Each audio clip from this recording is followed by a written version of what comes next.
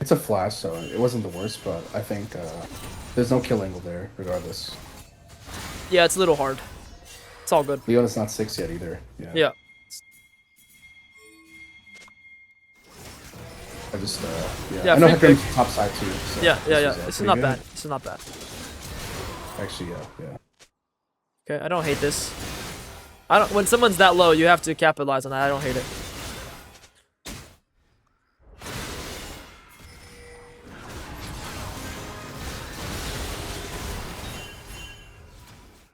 Okay.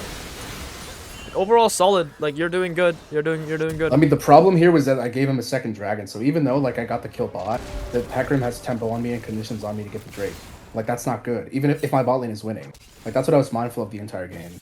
Like that's, it just feels bad. I feel. I think there's just nothing you can do about the situation because you have all-in champs and they have poke champs, and right now the conditions are just bad. If you want this Drake, you just let them recall.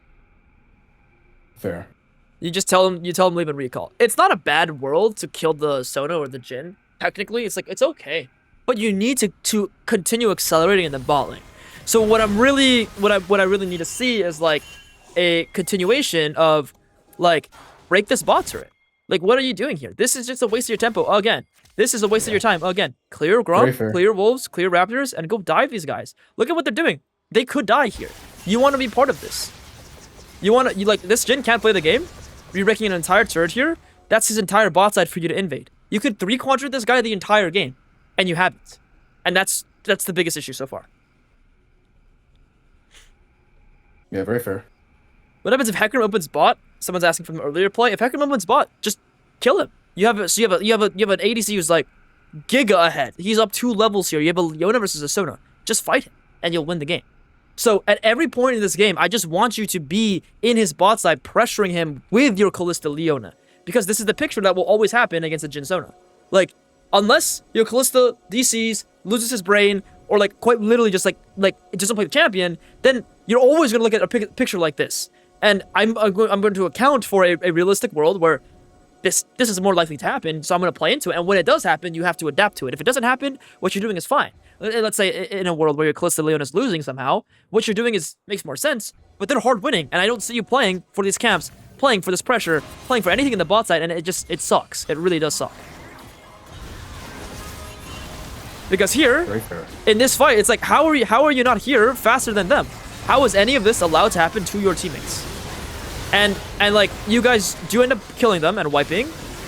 You end up trading. These camps should have been yours. You would have won the fight harder. You wouldn't have needed Kled TP. TF could TP. Or at least as a 3-stack, like you guys can probably trade.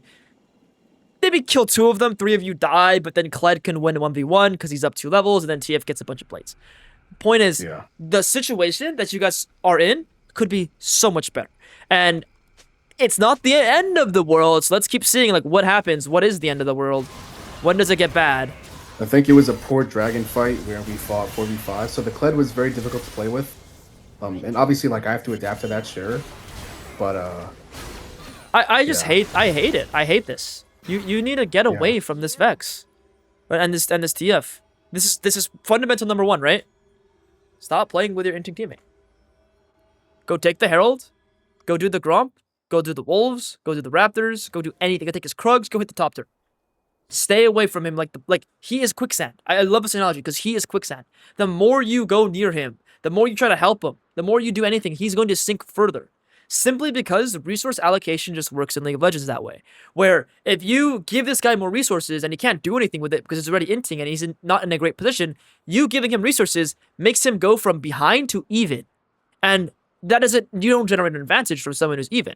Versus someone who you have ahead, if you push the lever even further on someone who's ahead, now it's 2 items versus 1. Now it's 3 items versus, or 4 items versus 2. Like, you can snowball the game. So I've seen you try to make mid plays like 2 times now.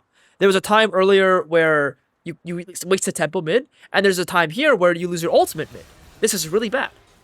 Very fair.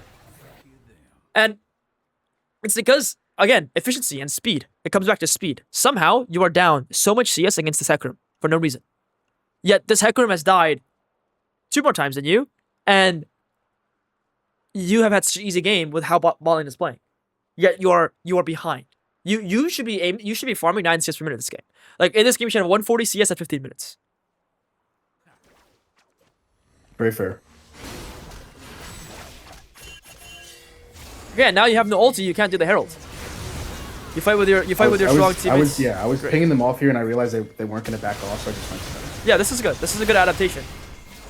But also, if bad shit happens in that top fight and you have no ulti, like, shit. And look at this. Because you have to farm your camps, you can't be part of this fight. If you're part of this fight, I noticed that right away. You win the game.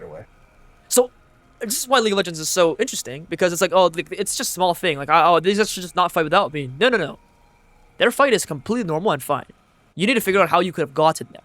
And you inted so many times prior to where you probably need this extra gold to get your Riftmaker. You don't. You're just inting.